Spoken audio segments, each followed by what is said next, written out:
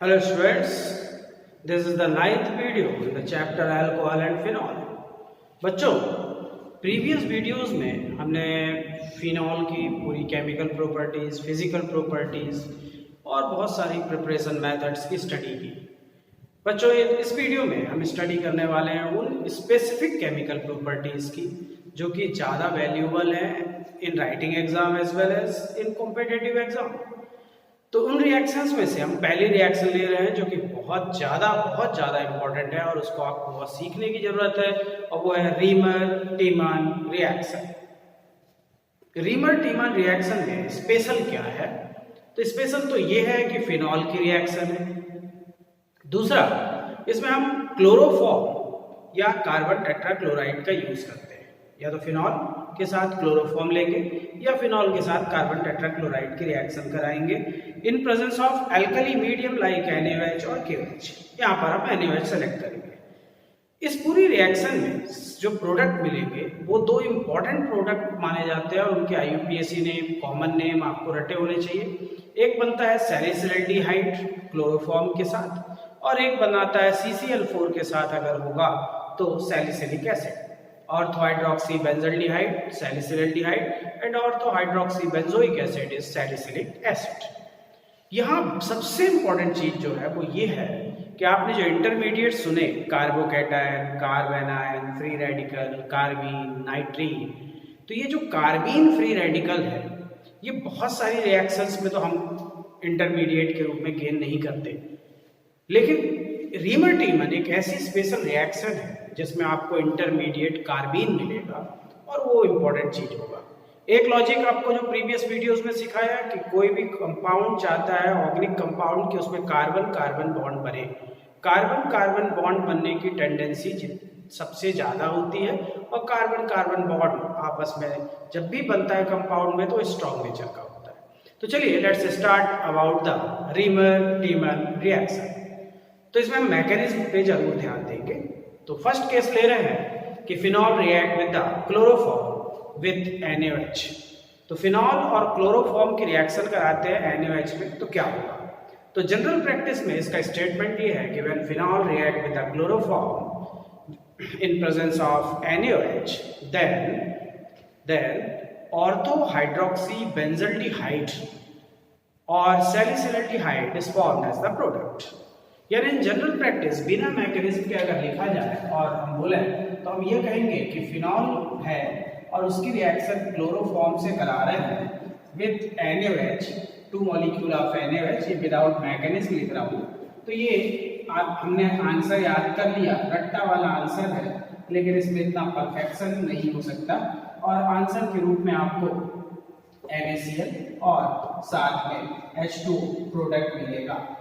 ये कहलाएगा ऑर्थोहाइड्रोक्सी बेंजल्डिहाइड यानी सैलिसिलडिहाइड।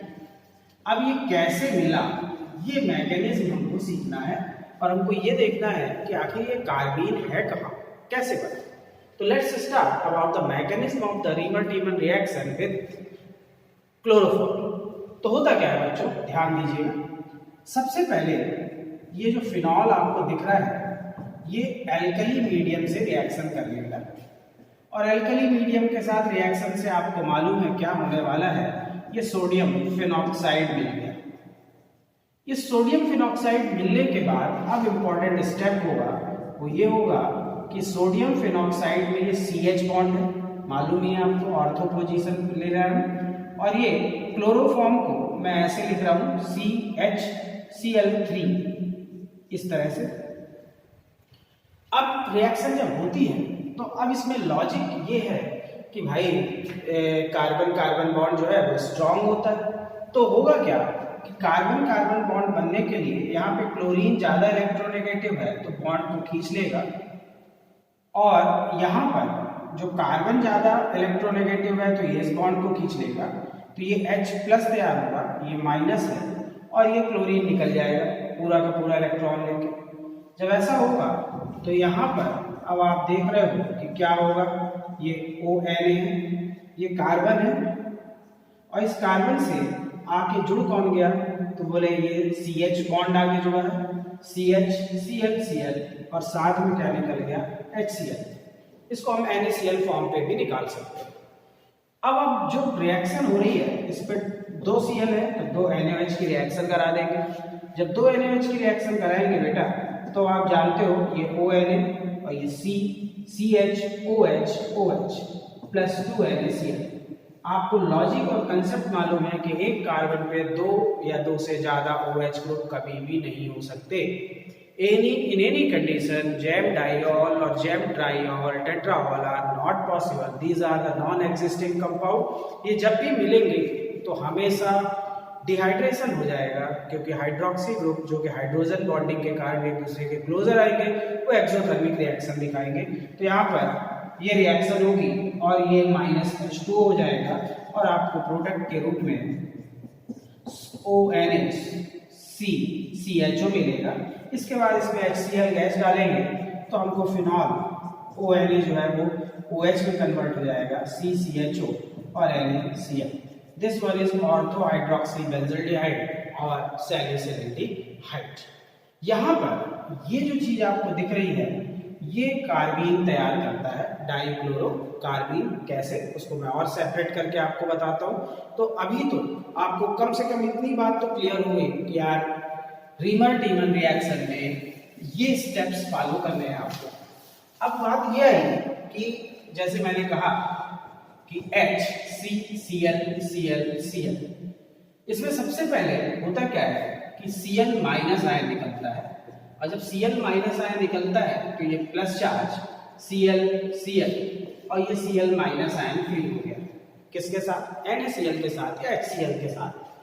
अब होता क्या है कि बेंजीन पॉजिटिव चार्ज हो नहीं सकता, तो ये अपने हाइड्रोजन इलेक्ट्रोपॉजिटिव नेचर का है, तो ये हाइड्रोजन को निकालने के लिए पूरे बॉन्ड को अपनी तरफ खींचता है और ये पॉजिटिव चार्ज H में आ जाता है और ये Cl और ये H प्लस भी फ्री हो जाता है।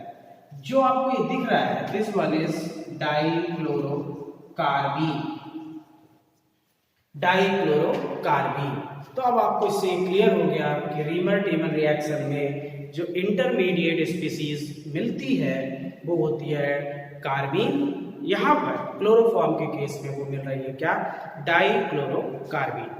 तो यही इंपॉर्टेंट ज्ञान है जो रीमर टीमन रिएक्शन में ध्यान देना है। पहले तो आपको जनरल प्रैक्टिस में पूरी रिएक्शन याद होनी चाहिए। दूसरा, आपके उसको मैकेनिज्म फॉर्म पे लिखते बनना चाहिए।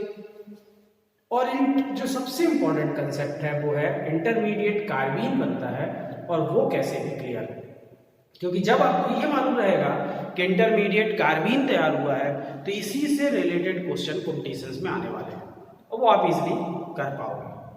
क्लियर? तो कोशिश करिए कैसे भी इस चीज को आप ध्यान दें। अब आपको रीमर टीमन रिएक्शन में ये क्लियर हो गया कि अगर मैंने क्लोरोफॉर्म का यूज किया तो मुझे प्रोडक्ट के रूप में मिल रहा है क्या बच्चों? सैलिसिल्डिहाइड यानी ऑर्थो हाइड्रोक्सी बेंजल्डिहाइड।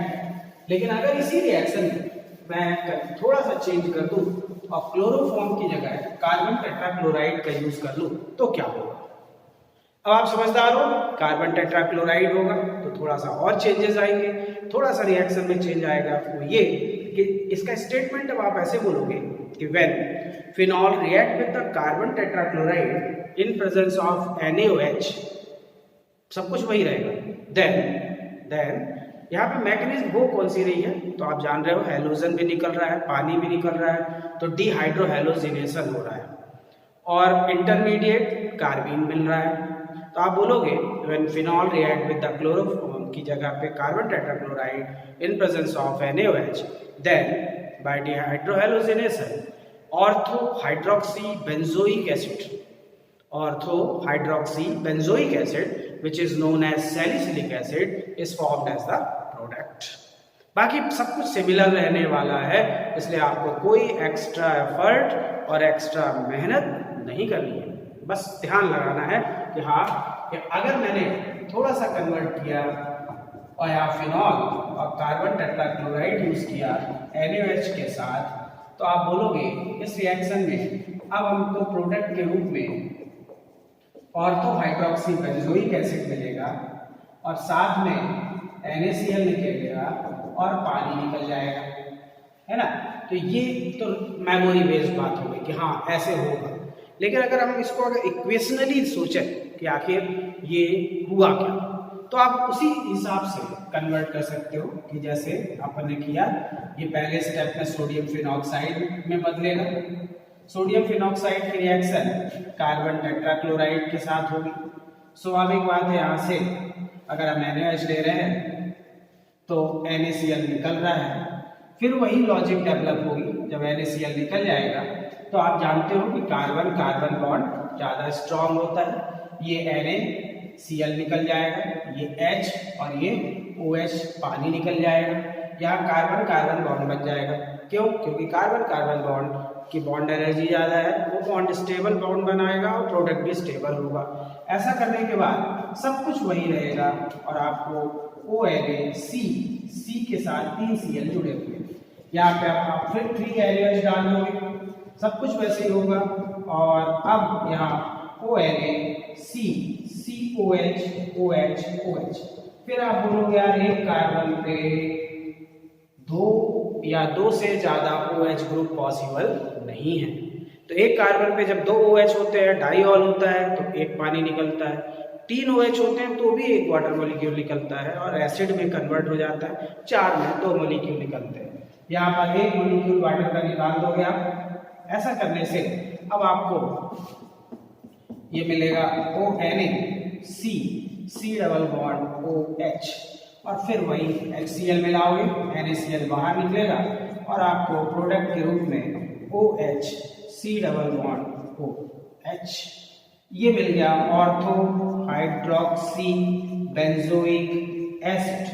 और ortho hydroxy benzoic acid is known as salicylic acid. तो मुझे नहीं लगता कि बहुत ही कठिन चीज है। अगर आप थोड़ा सा प्रिकॉशनरी रिएक्शन में राइटिंग के साथ पढ़ो, अगर आप 2 बार 3 बार 4 बार लिखते हो तो ये चीजें आपके लिए बहुत इजी हो जाएगी। क्लियर है? तो अगर रीमन टीमन रिएक्शन की विशेषता कि इसमें कार्बीन इंटरमीडिएट मिलता है, दूसरी विशेषता क्लोरोफॉर्म कार्बन टेट्राक्लोराइड दोनों की रिएक्शन है, phenol react with the chloroform to form ortho hydroxy benzaldehyde and when react with the CCl4 form orthohydroxy benzoic acid. Orthohydroxy benzaldehyde is known as salicylaldehyde and orthohydroxy benzoic acid is known as salicylic acid. Clear है बच्चों? तो आपको बस इतना clear रखना है कि हाँ मैकेनिज्म में हम कार्बीन कैसे बनाएं। तो मैकेनिज्म थोड़ा सा आपको लिख लिख के प्रैक्टिस करनी ही पड़ेगी। अब बच्चों इस रिएक्शन में हमको ये मालूम हो गया कि रीमन टीमन रिएक्शन हुई, और रीमन टीमन रिएक्शन में कार्बन टेट्राक्लोराइड और क्लोरोफॉर्म दोनों का यूज करते हैं, NaOH का यूज करते हैं, यहाँ पे आप चाहो तो KOH भी यूज कर सकते हो। मैकेनिज्म डिहाइड्रोहेलोजिनेशन इलिमिनेशन कैटेगरी में है, डिहाइड्रोहेलोजिनेशन या इलिमिनेशन कैटेगरी में है, ये ध्यान रखना है। क्लियर है? याद रहेगा आपको। चलिए अब नेक्स्ट रिएक्शन की बात करते हैं। नेक्स्ट रिएक्शन बहुत कठिन तो नहीं है, लेकिन उसमें भी थोड़ा बहुत चेंजेस आपको दिखेंगे। और जो नेक्स्ट रिएक्शन है उसको हम कहते हैं कोल्बे स्मिट रिएक्शन। सुना है आपने? Reaction is Kolbe Schmitt reaction. Kolbe Schmitt reaction. अब इस रिएक्शन में ऐसा क्या है जो आपको कोई कठिन चीज लगेगा? तो सब कुछ सरल है। ध्यान दीजिए कि कोल्बे स्मिट रिएक्शन में आप like रीमन टीमन reaction salicylic acid gain करते हैं, ortho hydroxy benzoic acid gain करते हैं, सैलिसिलिक एसिड गेन करते हैं। कैसे? तो इसमें थोड़ा सा चेंज है। इसमें रिएक्शन जब कराते हो आप तो फिनॉल की रिएक्शन कार्बन डाइऑक्साइड से कराई जाती है इन प्रेजेंस ऑफ NaOH। जहां पर आपने CCl4 और कार्बन टेट्राक्लोराइड और क्लोरोफॉर्म यूज किया उसको चेंज कर लो और कार्बन डाइऑक्साइड यूज कर लो, बाकी सब कुछ वही रहेगा, NaOH का प्रेजेंस रहेगा, रिएक्शन होगी और ऑर्थो हाइड्रोक्सी बेंजोइक एसिड या सैलिसिलिक एसिड मिलेगा। यहां भी लॉजिक वही लगेगी, कार्बन कार्बन बॉन्ड ज्यादा स्ट्रॉन्ग होता है। तो स्टेटमेंट ये है कि when phenol react with carbon dioxide in presence of NaOH, then by rearrangement it forms salicylic acid as the product. बोले यार हाँ ये तो ठीक है, कैसे मिलेगा, इसको हमको समझना है, तो थोड़ा ध्यान दो। पहला स्टेप तो आपको वही फॉलो करना है जो आपने किया हुआ है, ये फिनॉल है। सबसे पहले NaOH की रिएक्शन होगी, आपको प्रोसीजर मालूम है। पहले तो आप सोडियम फिनॉल में सोडियम फिनॉक्साइड रिएक्ट कर लोगे, क्लियर है। अब जब सोडियम फिनॉक्साइड मिल जाएगा तो फिर वही इंपॉर्टेंट बात कौन सी, बोले कि कार्बन कार्बन बॉन्ड ज्यादा स्ट्रॉन्ग होता है। ये फिनॉल सोडियम फिनॉक्साइड का CH बॉन्ड है, और कार्बन डाइऑक्साइड तो आप जानते हो ओपन स्ट्रक्चर बनाओगे, ओपन स्ट्रक्चर बनाओगे तो ये माइनस ये प्लस होगा, यहाँ पर ये H प्लस होगा, कार्बन माइनस होगा। ये पॉजिटिव चार्ज कार्बन इस नेगेटिव चार्ज कार्बन के साथ अटैच होगा। ये जो H प्लस मिलेगा, ये H प्लस स्वाभाविक बात है यहाँ से शिफ्ट होगा और यहाँ अटैच हो जाएगा, क्योंकि नेगेटिव ऑक्सीजन। जब ये यहाँ पर अटैचमेंट इसका होगा तो आप खुद जान रहे हो ये क्या हो जाएगा, ONA, ये C से आके कौन जुड़ गया बच्चों, C में ऑलरेडी डबल बॉन्ड है और ये एक सिंगल बॉन्ड है, O माइनस के साथ H प्लस आया तो ये हो गया OH। This one is sodium salicylate, sodium salicylate, ठीक है। अब इस सोडियम सैलिसिलेट में आप फिर वही चाहो तो आप रीअरेंजमेंट करा लो, चाहे HCl डाल दो, तो आपको प्रोडक्ट के रूप में अपने आप सैलिसिलिक एसिड मिल जाएगा। तो कोलवे श्मिट रिएक्शन बहुत ही इजी है, लॉजिक इसमें भी वही है कि कार्बन डाइऑक्साइड लेते हैं, कार्बन डाइऑक्साइड में डबल बॉन्ड है, कार्बन कार्बन बॉन्ड स्ट्रॉन्ग होता है, तो फिनॉल में जो कार्बन और कार्बन के बीच का बॉन्ड बनने की टेंडेंसी ज्यादा होगी, तो उसके आधार पे आप सबसे पहले कार्बन डाइऑक्साइड में बॉन्ड शिफ्टिंग करके पॉजिटिव नेगेटिव चार्ज एनालाइज कर लिए, और वही चीज आप CH बॉन्ड जो फिनॉल का है, क्योंकि आपको लॉजिक मालूम होनी चाहिए कि मुझे बनाना क्या है, CC बॉन्ड, और CC बॉन्ड बनाने का आपको ज्यादा से ज्यादा कोशिश करना पड़ेगा। अगर आप CC बॉन्ड बना रहे हो तो प्रोडक्ट की स्टेबिलिटी अपने आप ज्यादा होगी, प्योरिटी बेस्ड, तो आप इतना कोशिश करेंगे। ये है कोलवे श्मिट रिएक्शन। बच्चों इस रिएक्शन में विशेष बात यह है कि ये रिएक्शन को कमर्शियल यूज किया जाता है। किस पर्पज से, तो देखिए जो सैलिसिलिक एसिड मिलता है, ये सैलिसिलिक एसिड को कई मेडिसिन या कई बाई प्रोडक्ट बनाने के लिए यूज किया जाता है, जैसे एस्प्रिन या डिस्प्रिन, सैलून, विंटर ऑफ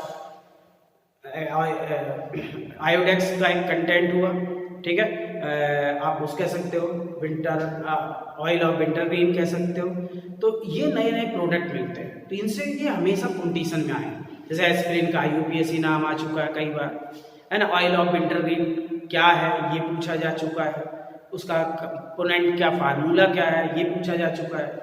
तो जब आप कोलवे श्मिट रिएक्शन करा देते हो और आपको प्रोडक्ट के रूप में ऑर्थो हाइड्रोक्सी बेंजोइक एसिड यानी सैलिसिलिक एसिड मिल जाता है, तब आप उसमें जो बने हुए प्रोडक्ट सैलिसिलिक एसिड को कई अलग अलग प्रोडक्ट में बदल सकते हो, और वो प्रोडक्ट्स आपको एनी हाउ याद होने चाहिए, और उनसे हमेशा क्वेश्चन बनते हैं और कुछ भी हो आते भी हैं। तो चलिए हमने कोलवे श्मिट रिएक्शन को प्रोसीड करा लिया है।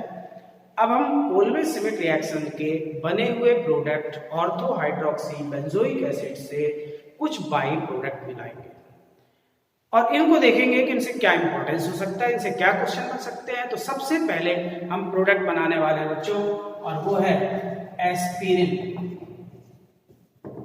एस्पिरिन में काफी क्वेश्चन बनते हैं और आपने खूब सुना है, एस्पिरिन या डिस्प्रिन एनाल्जेसिक है, दर्द कम करने के लिए यूज होता है, एंटीपायरेटिक भी है, फीवर को कम करने के लिए, टेम्परेचर कम करने के लिए यूज होता है। आजकल कम यूज होती है मेडिसिन, सस्ती लेकिन थोड़ा सा हार्मफुल मेडिसिन में गिनी जाती है। फिर भी आपको क्वेश्चन तो बनता है एस्पिरिन या डिस्प्रिन क्या है। तो बच्चों इसका पहले तो IUPAC नाम आता है, acetoxy benzoic acid, acetoxy benzoic acid is known as aspirin और डिस्प्रिन।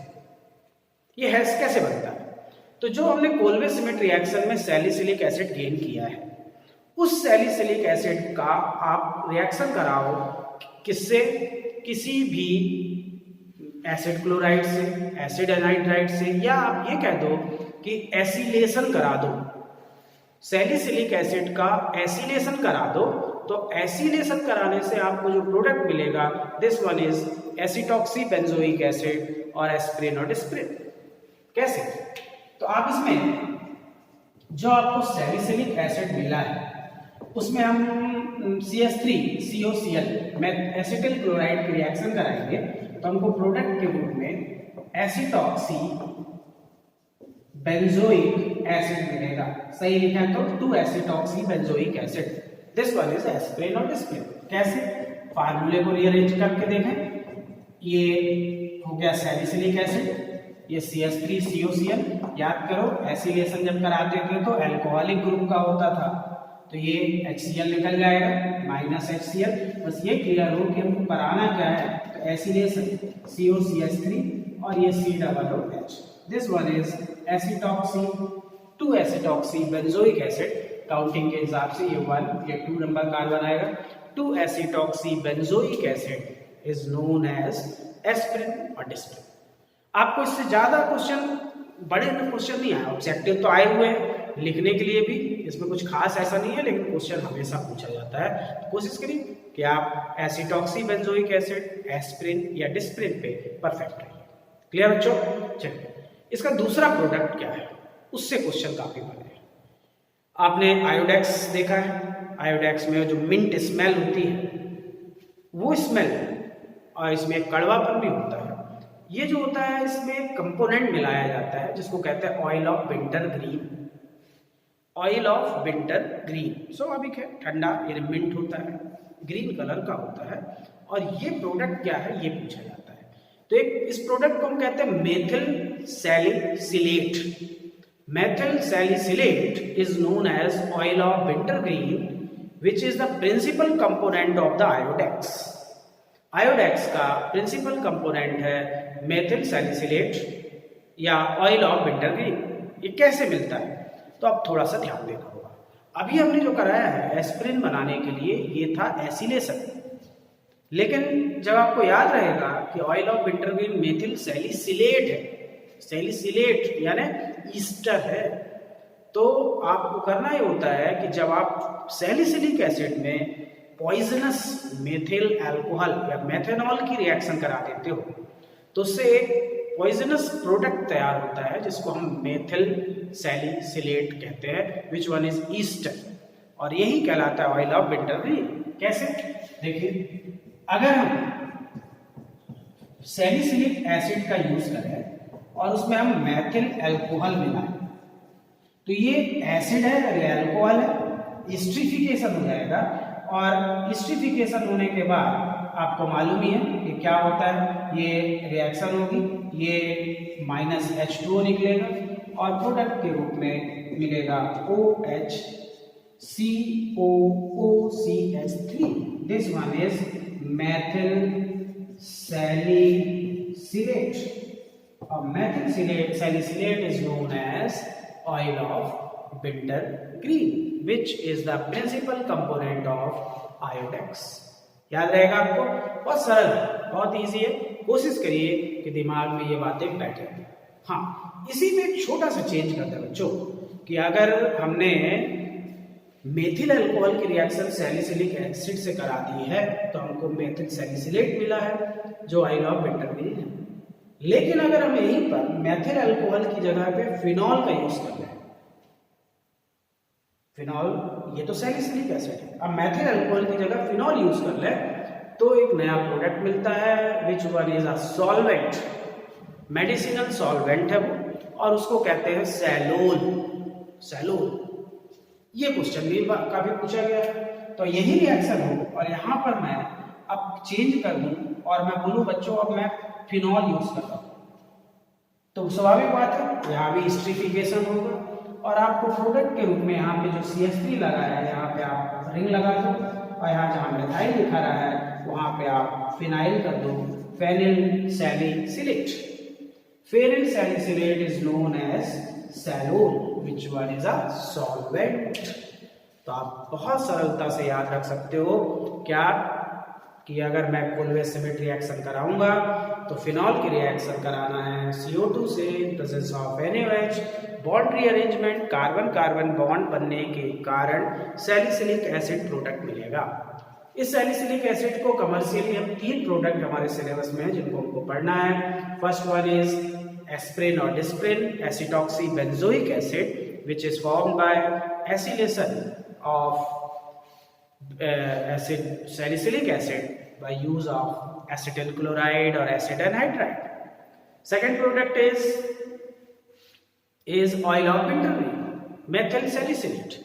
methyl salicylate कैसे बना?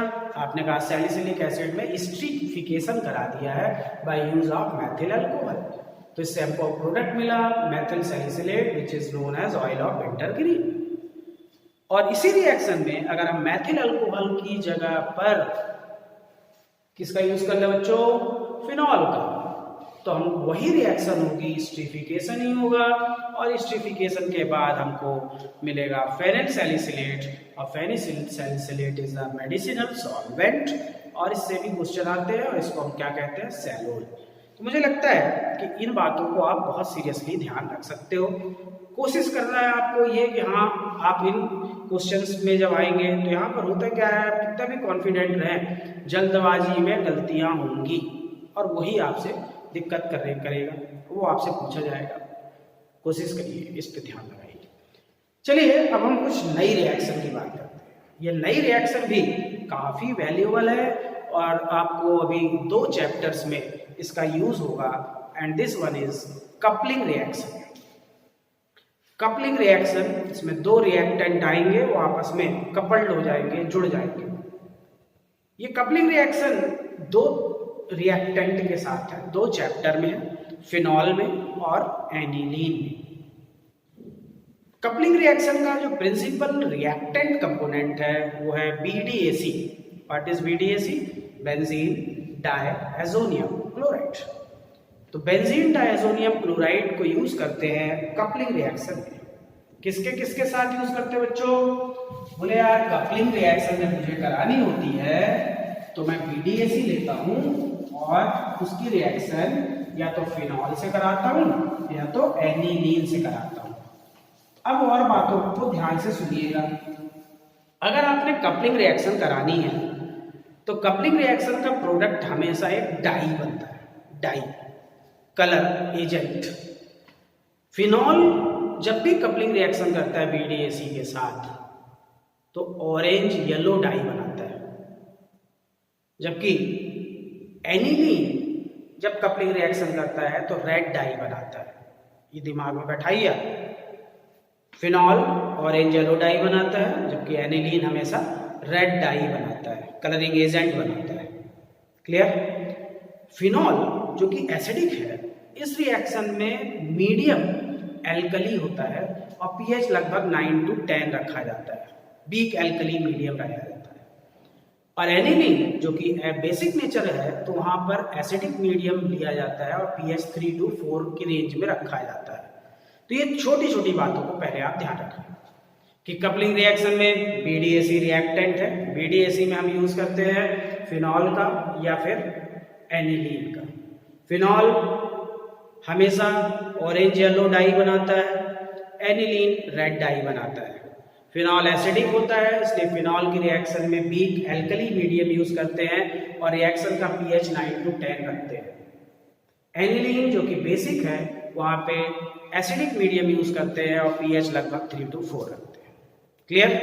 तो सबसे पहले कपलिंग रिएक्शन अगर मुझे करानी है तो मुझे BDAC गेन करना पड़ेगा। तो BDAC बनाते हैं लैब में किससे? डाइएजोटाइजेशन प्रोसेस से। डाइएजोटाइजेशन में क्या करते हैं कि हम भाई एनिलीन लेते हैं और एनिलीन की रिएक्शन नाइट्रस एसिड और हाइड्रोक्लोरिक एसिड से करा देते हैं तो हमको BDAC मिल जाता है। कैसे?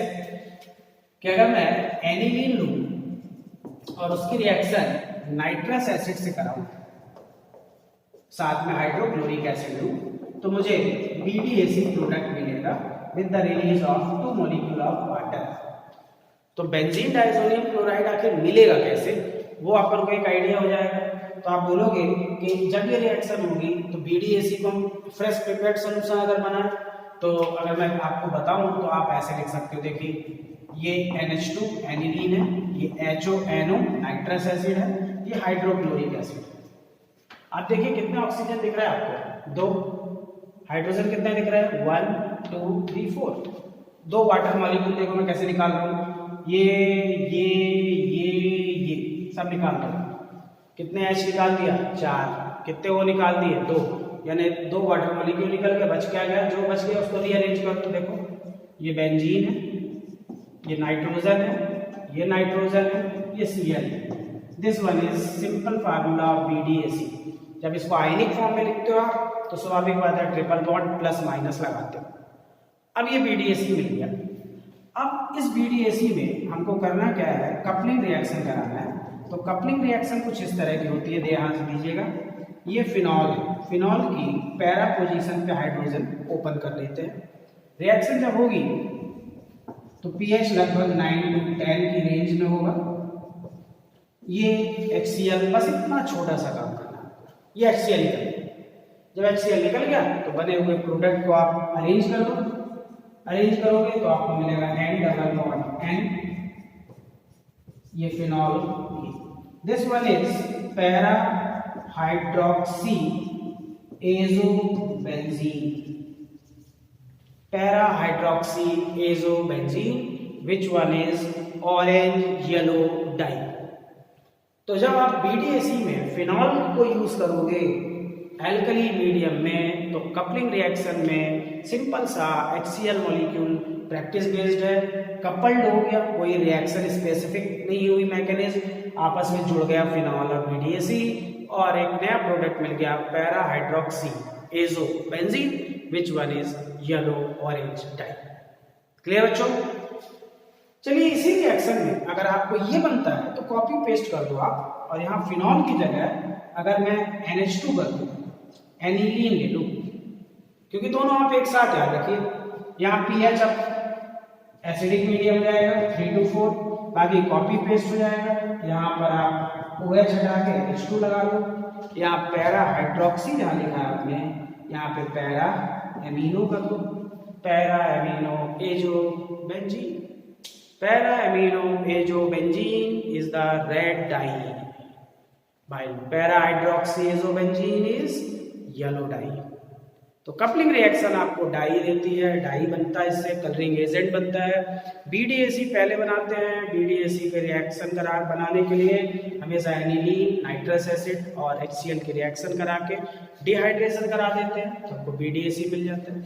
BDAC को फिनॉल से रिएक्शन कराते हैं, कपल्ड प्रोसेस होती है, HCl निकलता है, पैरा हाइड्रोक्सी एजोबेंजीन मिलता है जो कि ऑरेंज डाई है। और अगर फिनॉल की जगह एनिलीन का यूज कर लिया तो वही रिएक्शन होने के बाद हमको पैरा एमिनो एजोबेंजीन मिलता है जो कि रेड डाई है। तो बच्चों आप इनको थोड़ा सा पहले आप बोलने का आदत डालिए कि चीज़ों को आप अगर ओरली बोल पा रहे हैं तो फिर आप राइटिंग कर पाएंगे, राइटिंग कर पाएंगे तो फिर आपको आगे सब कुछ ईजी हो जाएगा। लेकिन पहली ज़रूरत है कि आप टू स्पीक, आप उस चीज़ के बारे में थोड़ा सा बोलिए। तो अगर आप इस पर परफेक्ट हो तो अब अगला जो बहुत इंपॉर्टेंट है, राइटिंग में तो ग्रेड मार्क है 12th का, आना ही आना है। और वो आपने खूब सुना है लैब में एक इंडिकेटर होता है, वैसे तो आपने काफ़ी इंडिकेटर सुने हैं, मेथिल ऑरेंज, और एक और वो है कौन, फिनोप्थेलीन। तो ये फिनोप्थेलीन कैसे बनता है, प्रिपरेशन ऑफ फिनोप्थेलीन क्या है, थैलीन रिएक्शन क्या होता है, ये सब हम सीखते हैं। और इस पे अब हम ध्यान लगाते हैं कि फिनोप्थेलीन क्या है और फिनोप्थेलीन कैसे बनता है। तो फिनोप्थेलीन ये कैसे मिलेगा, क्या इसका प्रोसीजर है, वो हम देखते हैं। तो हम पढ़ने वाले हैं प्रिपरेशन ऑफ फिनोप्थेलीन। फिनोप्थेलीन कैसे मिलता है, क्या प्रोसीजर होता है। नाम में फिनॉल तो आ रहा है तो आपको ये तो क्लियर हो गया फिनॉल है। आपने di carboxylic aromatic di carboxylic acid सुना है IUPAC नोमेनक्लेचर में। एक होता है बेंजीन 1,2 डाइओइक एसिड, जिसको हम थैलिक एसिड कहते हैं। एक बेंजीन 1,3 डायोइक एसिड होता है जिसको आइसोथैलिक कहते हैं, और एक बेंजीन 1,4 डायोइक एसिड होता है जिसको टरथैलिक एसिड कहते हैं। हमको यहाँ थैलिक एसिड का यूज करना है। तो फिनोप्थलीन बनाने का स्टेप पे थोड़ा सा कंसंट्रेशन बढ़ाइए, ध्यान दीजिएगा। सबसे पहले थैलिक एसिड यूज करते हैं, बेंजीन 1,2 डायोइक एसिड। उस थैलिक एसिड का हम डिहाइड्रेशन कराते हैं और उसको एसिड एनहाइड्राइड में बदल देते हैं। तो उसको हम कहते हैं थैलिक एनहाइड्राइड। थैलिक एनहाइड्राइड हमको मिल जाता है, यही रिएक्टेंट है। थैलिक एसिड से ना थैलिक एनहाइड्राइड रिएक्टेंट है। इस थैलिक एनहाइड्राइड की अब रिएक्शन हम कराते हैं फिनॉल से, 2 मॉलिक्यूल ऑफ फिनॉल से। क्यों? क्योंकि इसमें 2 कार्बोक्सिलिक ग्रुप हैं, इसलिए 2 मॉलिक्यूल ऑफ फिनॉल लेते हैं और कंसंट्रेटेड H2SO4 की प्रेजेंस में रिएक्शन कराते हैं। और आप सुन के ही समझ जाते हैं कि कंसंट्रेटेड H2SO4 लिया है, यानी डिहाइड्रेशन होने वाला है, पानी निकल जाएगा, प्रोडक्ट मिल जाएगा। लेकिन बच्चों बोलना बहुत सरल है, इसमें प्रॉब्लम कहाँ है? अरेंजमेंट। जो स्ट्रक्चर मिलेगा उसको आप जब कई बार लिख लिख के प्रैक्टिस में लाओगे तो वो स्ट्रक्चर आपको बनेगा। ऑब्जेक्टिव के लिए तो इजी है, राइटिंग में दिक्कत आती है, तो उस पर आप थोड़ा ध्यान दीजिएगा। सबसे पहला तरीका ये होता है कि हम बेंजीन 1,2 डायोइक एसिड, जिसको हम कहते हैं क्या? थैलिक एसिड यूज करते हैं, और थैलिक एसिड का डिहाइड्रेशन कराया जाता है। तो इससे हमको एक प्रोडक्ट तैयार हो जाता है। इसको मैं बॉन्ड ओपन करके लिख रहा हूँ। This one is phthalic anhydride, phthalic anhydride, and this one is the reactant, यही रिएक्टेंट है। अब ध्यान दीजिएगा, ये थैलिक एनहाइड्राइड लिखा मैंने, इसकी रिएक्शन 2 मॉलिक्यूल फिनॉल से करा रहे हैं। फिनॉल के पैरा पोजीशन पे आप हाइड्रोजन को ओपन कर दो, कंसंट्रेटेड H2SO4 की प्रेजेंस में। स्वाभाविक बात है, रिएक्शन होगी, रिएक्शन होगी तो डिहाइड्रेशन होगा। अब आपको ये सबसे इंपॉर्टेंट बात है कि बच्चों को गलती ये होती है कि लोग यहाँ से ऑक्सीजन निकालते हैं, यही आपको ध्यान देना है। ये रिएक्शन होगी, 2 हाइड्रोजन है, ये 2 वैलेंसी जहां पर ऑक्सीजन की फ्री हो रही है, क्योंकि अगर आपने ये ऑक्सीजन निकाल दिया तो कार्बन फ्री हो जाएगा, और कार्बन जो फ्री होगा उसकी एक वैलेंसी फ्री होगी। हमको 2 वैलेंसी फ्री करना है, और ये वाला ऑक्सीजन रिलीज हो जाएगा, और जब हाइड्रोजन पानी बन के ऑक्सीजन, तो अब आपको जो मिलेगा वो आप उस पर ध्यान लगाइए। ये O, यहाँ पर आपको फिनॉल लाके जोड़ना है, लेकिन यहाँ एंगल नहीं बन जाना चाहिए, ये ध्यान दीजिएगा। एक एक्स्ट्रा लाइन डिजाइन ना बना दे, नहीं तो बॉन्ड लाइन रोटेशन में एक कार्बन आ जाएगा। इसलिए एकदम स्ट्रेट लाइन लाए और इसी से टच कराते हुए फिनॉल को आप जोड़ के ये लटका दीजिए। इतना तो प्रैक्टिस करनी पड़ेगी आपको, बिना प्रैक्टिस के नहीं आएगा। ये जो आपको प्रोडक्ट दिख रहा है इज नोन एज फिनोप्थलीन। हर बुक में अलग अलग तरीके से, किसी में उल्टा बना है, किसी में सीधा बना है। ये इंपॉर्टेंट नहीं है कि आप कैसा बना है, इंपॉर्टेंट ये है कि आप बना पाते हो कि नहीं। तो आप कोशिश ये करोगे कि फिनोप्थलीन तो आपके लिए सरल है, ओरली बहुत सरल है कि when phthalic anhydride react with the 2 molecule of phenol in presence of concentrated H2SO4, then by dehydration acid base indicator phenolphthalein is formed as the product। लेकिन इस फिनोप्थलीन का स्ट्रक्चर बनाना सरल नहीं है, उसके लिए जो प्रैक्टिस में नहीं है। तो कुछ भी करिए, 2 बार 4 बार 6 बार इसको बना के प्रैक्टिस करिए। जितना प्रैक्टिस करेंगे प्रोबेबिलिटी उतना सही हो लिखने की होगी। नहीं तो सही समय पे आप थ्योरी भले लिख पाओ, आप कभी स्ट्रक्चर को नहीं बना पाओगे, थैलिक एनहाइड्राइड में ही अटक जाओगे। फिनोप्थलीन तो बहुत दूर का है। क्लियर है? तो फिनोप्थलीन बन गया, ये ध्यान रखना। इसी में कई बार पूछा गया ये रिएक्शन है कौन सी, तो preparation of phenolphthalein is known as phthalein reaction. यानी इस पर्टिकुलर रिएक्शन को हम PHTHALEIN थैलीन रिएक्शन के नाम से भी जानते हैं। यानी preparation of phenolphthalein is known as phthalein reaction. Phthalein clear है, ध्यान रहेगा आपको। चलिए, तो आपने फिनोप्थेलीन बना लिया, इंपॉर्टेंट रीजेंट है जिसको बहुत ज़्यादा आपको यूज़ करना है। क्लियर बच्चों? चलिए आगे नई बात करते हैं, और उससे काफ़ी क्वेश्चन आए हुए हैं, ऑब्जेक्टिव में तो खूब पूछा गया। याद करिए, जब मैं फिजिकल प्रॉपर्टीज ऑफ फिनॉल आपको बता रहा था तो मैंने बोला था कि जब फिनॉल को एकदम ताज़ा बनाते हैं, freshly prepared solution of phenol होता है, वो कौन से कलर का होता है भाई? तो ज़्यादातर लड़के कंफ्यूज हो जाते हैं। तो fresh prepared solution of phenol बनाया एकदम, तो वो तो भाई कलरलेस होता है।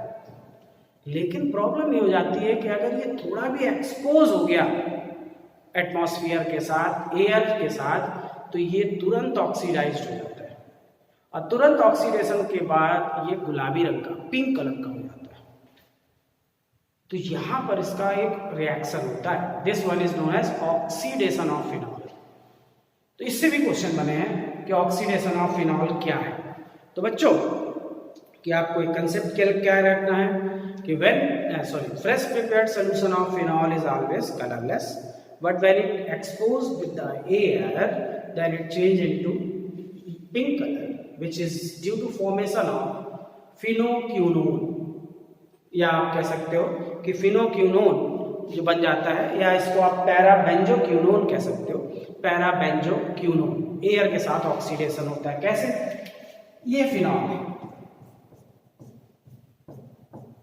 बहुत सिंपल सी रिएक्शन है। ये एयर है, एयर O2 है, ठीक है। यहाँ पर कई बार K2Cr2O7 विद कंसंट्रेटेड H2SO4 भी लिखा रहता है। ये होने से क्या होता है, रिएक्शन थोड़ी फास्ट हो जाती है। ये रिएक्शन में कुछ नहीं, डिहाइड्रेशन होता है। इस O2 को आप एक ऑक्सीजन, ये हाइड्रोजन वाटर निकल जाएगा, और वाटर निकलने के बाद एक ऑक्सीजन एयर वाला जो बचा हुआ है, एक तो ऊपर वो है और दूसरा ये ऑक्सीजन बचेगा, वो भी यहाँ लग जाएगा। एंड दिस वन इज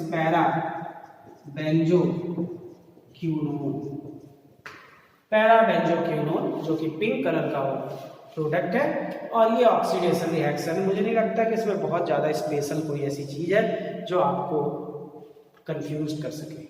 तो आप कोशिश करेंगे कि फिनॉल का ऑक्सीडेशन जब भी आएगा तो उसका प्रोडक्ट पैराबेंजोक्यूनोन होगा, जो कि आप इजीली बना सकते हो। सरलता से आप बता सकते हो कि फिनॉल में पैराबेंजोक्यूनोन बनता है। क्लियर बच्चों?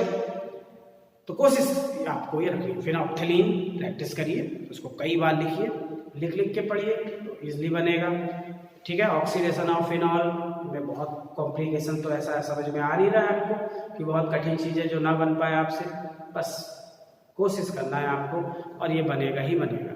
तो फिनॉल में अभी आपको जो पढ़ना है वो है प्रिपरेशन ऑफ पॉलीमर्स, बैकेलाइट है। फिनॉल में नोबोलेट लीनियर पॉलीमर है। फिनॉल में ही आपको आगे देखना है और वो है लीवरमैन नाइट्रोसो टेस्ट, कुछ और विशेष बातें। तो ये नेक्स्ट वीडियो में हम इनके बारे में चर्चा करेंगे, डिटेल बात करेंगे और देखेंगे कि फिनॉल में और स्पेशल क्या हो सकता है और कॉम्पिटिटिव चीज़ें क्या हो सकती है। तब तक के लिए मिलते हैं फिर नेक्स्ट वीडियो।